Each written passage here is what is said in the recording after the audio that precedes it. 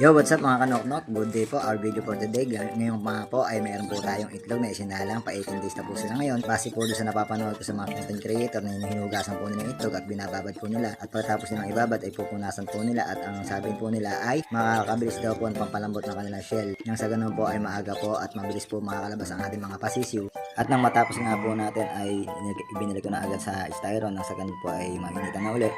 At isa-set up po natin yung kanyang thermostat nang sa tamang init niya ay isa-set up ko na po siya. Medyo normal lang po ay 37. So papalo siya ng 37.5. So binabaan ko po siya ng 36.5.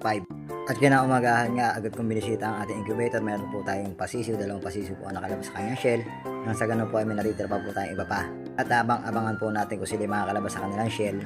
At nang nakalipas na maghapon at magdamag, bukan uli natin tingnan ating incubator, meron pa uli tayong napapisa na dalawang pirasong pasisiw. Na po sila, medyo malakas na po sila at naisipan kong na po natin nakunin para ilipat na po sila sa kanilang brooder at isasama na po natin sa mga unang napisa. At sa tingin ko naman ay kaya na nila makipagsabayan dito kaya nilipat na po natin sa brooder nang sa ganun po ay matuto na po silang tumuka at uminom. So ako ang D-Dogs, andito na po ang videos. Peace out!